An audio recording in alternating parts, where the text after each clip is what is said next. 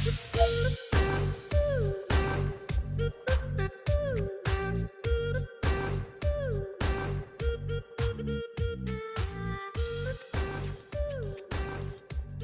Students, आज जो है हम क्लास 10th की ज्योग्राफी स्टार्ट कर रहे हैं और आज का जो हमारा चैप्टर है वो ज्योग्राफी का चैप्टर नंबर 1 है, रिसोर्सेज एंड डेवलपमेंट। ठीक है, तो चलिए हम लोग इसको स्टार्ट करते हैं। तो यहाँ पे अगर हम बात करें तो रिसोर्सेज और डेवलपमेंट में तो यहाँ पे दो टर्म आए हैं, एक है आपका रिसोर्स और एक है आपका डेवलपमेंट। ठीक है, तो रिसोर्स और डेवलपमेंट की अगर मैं बात करूँ तो रिसोर्स मतलब एक्चुअल में मीनिंग क्या होता है रिसोर्स का, तो मैं हिंदी वालों के लिए भी इसमें थोड़ा सा चीज़ों को एक एक टर्म को जो है हिंदी में बताता जा रहा हूँ, बाकी तो मैं पूरा हिंदी बोल रहा हूँ, बट जो भी चीज़ें हैं है ना, तो हिंदी वाले जो भी हैं उसको ये टर्म्स मेन इंपॉर्टेंट है कि भाई इस पर्टिकुलर टर्म को क्या बोलते हैं, है ना, और डेफिनेशन तो आपकी वही रहेगी। तो यहाँ पे अगर मैं रिसोर्स की बात करूँ तो रिसोर्स मतलब क्या होता है, रिसोर्स मतलब होता है आपका संसाधन। ठीक है, रिसोर्स मतलब क्या होता है, संसाधन। ठीक, और डेवलपमेंट, डेवलपमेंट मतलब क्या होता है, विकास। ठीक है, डेवलपमेंट मतलब क्या होता है आपका, विकास। तो ये चैप्टर है संसाधन और विकास, या फिर हम लोग बोले रिसोर्स एंड डेवलपमेंट। तो हम एक एक चीज को देखेंगे पहले कि कौन सी चीज को हम क्या बोलते हैं। तो सबसे पहला जो आपका टर्म है वो है रिसोर्स। रिसोर्स क्या होता है, ठीक है, अगर मैं सिंपल टर्म में बोलूँ कि रिसोर्स क्या होता है, रिसोर्स ऐसी कोई भी चीज जिसको हम अपनी ज़रूरतों को इस पूरा करने के लिए यूज़ करते हैं उसको हम लोग रिसोर्स बोलते हैं। ठीक है, यानी जो हमारे ज़रूरतों को पूरा कर दे, वो कोई भी चीज़ हो सकती है, जो भी आप अपने दिमाग में सोचें वो सब कुछ रिसोर्स है जो हमारी डे टू डे लाइफ को पूरा करता है। तो सबसे पहला है आपका satisfy our needs. Satisfy our need का मतलब क्या हुआ, जो हमारी ज़रूरतों को पूरा करता है उसको हम लोग रिसोर्स बोलते हैं। दूसरा टर्म है टेक्नोलॉजिकली एक्सेसिबल। टेक्नोलॉजिकली एक्सेसिबल मतलब क्या होता है कि हम टेक्नोलॉजी का इस्तेमाल करके उसको अपने इस्तेमाल करने के लिए बनाते हैं। टेक्नोलॉजिकल को जो है क्या बोलते हैं हम लोग, प्रौद्योगिकी बोलते हैं। ठीक है, प्रौद्योगिकी, टेक्नोलॉजी को हम लोग प्रौद्योगिकी बोलते हैं। अगला है आपका इकोनॉमिकली फीजिबल। अब इकोनॉमिकली फीजिबल का मतलब क्या होता है, जो आर्थिक रूप से जो है संभव हो सके, यानी फीजिबल मतलब होता है संभव, है ना, संभव होता है। तो जो आर्थिक रूप से संभव हो सके, यानी हम पैसा लगा के उसको बना सके। ऐसा नहीं है कि भाई हम इतना वो महंगा हो जाए आपको जो रिसोर्स है कि आप उसका इस्तेमाल ही ना कर पाए, तो ऐसे रिसोर्स का क्या यूज़, कोई यूज़ नहीं है। ठीक है, और अगला है आपका कल्चरली एक्सेप्टेबल। कल्चरली एक्सेप्टेबल का मतलब, तो फिजिबल मतलब संभव होता है और इकोनॉमिकल मतलब यहाँ पे आर्थिक होता है। ठीक है, इकोनॉमिकली मतलब यहाँ पे आर्थिक।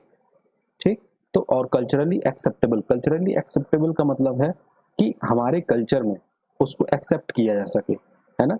तो इस पूरे को अगर हम कंबाइन करें, यानी अगर मैं एक डेफिनेशन लिखने की बात करूं कि क्या हो सकती है रिसोर्स की डेफिनेशन, तो इन चारों पॉइंट को अगर मैं ऐड कर दूं तो एक आपकी एक डेफिनेशन बन जाएगी।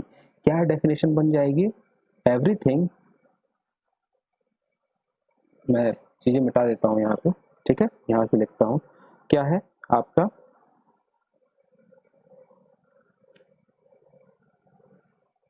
यहीं पे देखिए, यहाँ पे देखिए आप, इसी को चारों पॉइंट को मुझे डेफिनेशन में कन्वर्ट करना है। तो कैसे लिखूंगा, मैं पहले पॉइंट का इस्तेमाल करूंगा। तो पहले पॉइंट में लिखूंगा everything, everything which is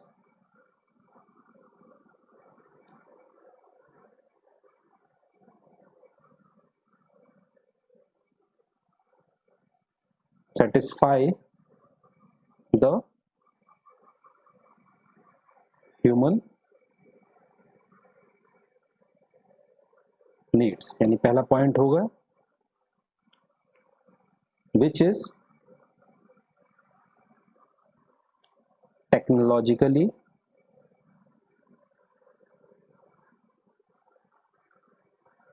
accessible,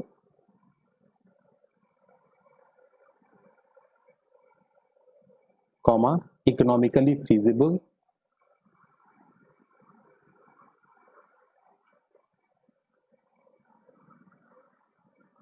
economically feasible, comma culturally and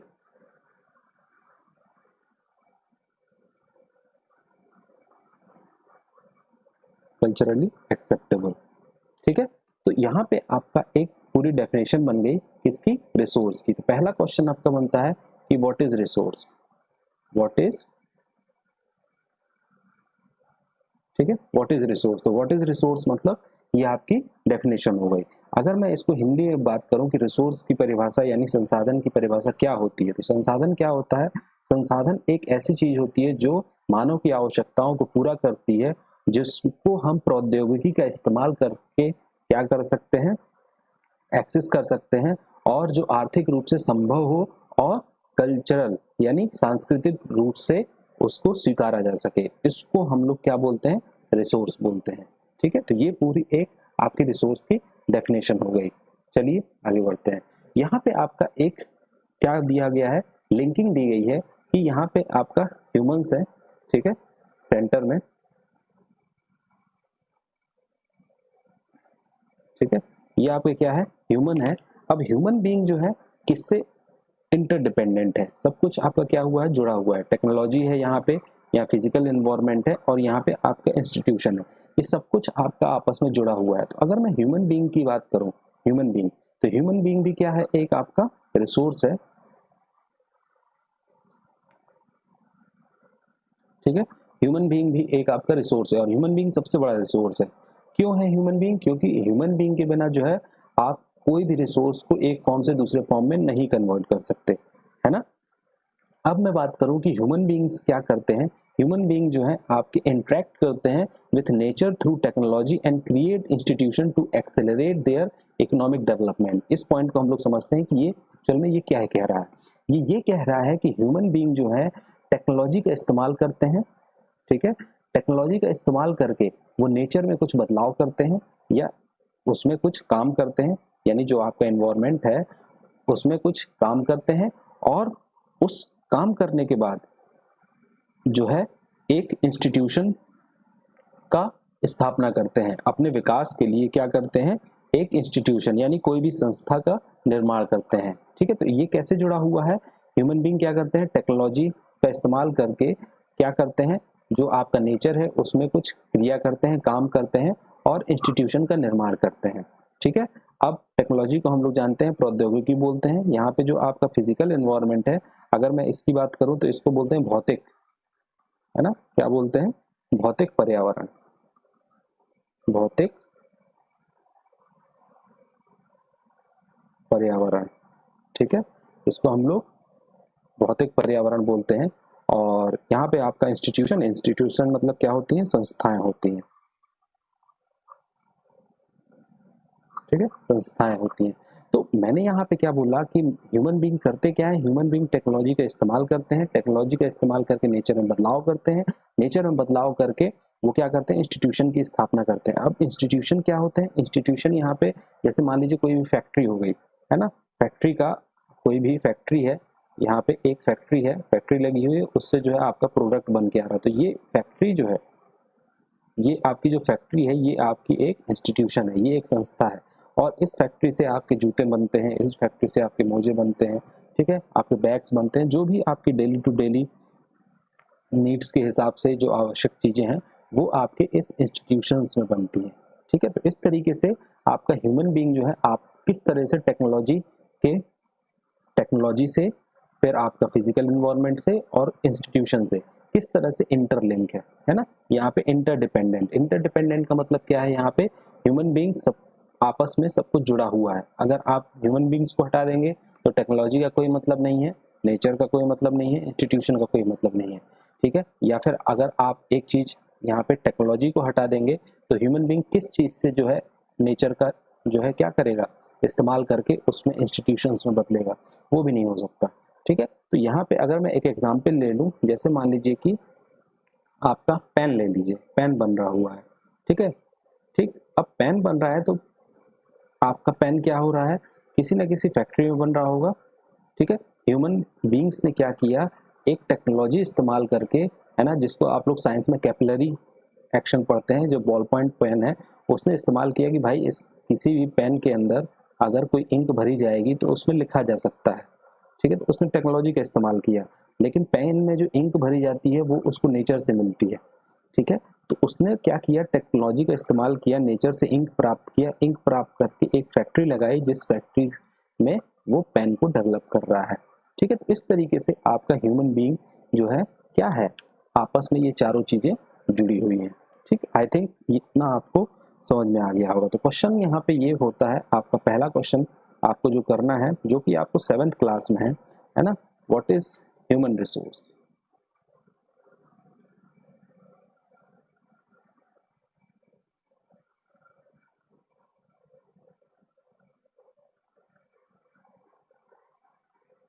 ठीक है, व्हाट इज ह्यूमन रिसोर्स, ये आपका क्वेश्चन है, या कमेंट सेक्शन में इसका आंसर आप सभी लोग बताइएगा। ठीक, चलिए आगे बढ़ते हैं। अब यहाँ पे देखिए, यहाँ पे हम बात करेंगे कि क्लासिफाई, यानी रिसोर्सेज को कितने प्रकार में बांटा जाता है। तो यहाँ पे हम आज केवल जस्ट टाइप्स देखेंगे, और नेक्स्ट लेक्चर में हम इसको डिटेल में देखेंगे कि एक्चुअल में कौन सी चीज क्या होती है। ठीक है, तो सबसे पहला जो पॉइंट है ए वाला, है ना, ए वाला क्या है, जो है on the basis of origin. On the basis of origin में इसको दो भागों में बांटा जाता है, बायोटिक और अबायोटिक। अब हिंदी वाले के लिए अगर मैं बात करूं तो हिंदी ए में है जो है उत्पत्ति के आधार पर, क्या है आपका, उत्पत्ति के आधार पर दो भाग हैं इसके, कौन कौन सा, एक है आपका जैव और दूसरा है आपका अजैव। ठीक है, दूसरा पार्ट देखिए, बी पार्ट। ठीक है, exhaustibility, on the basis of exhaustibility. Exhaustibility का मतलब क्या होता है, जो चीज खत्म होने वाली है, यानी खत्म होने के आधार पर, यानी खत्म मतलब यहाँ पे अगर मैं बोलूं कि समाप्यता। ठीक है, समाप्यता के आधार पर अगर मैं बात करूं तो इसको दो भागों में है। पहला है एक आपका नवीकरण, नवीकरण, और दूसरा है आपका अनवीकरण।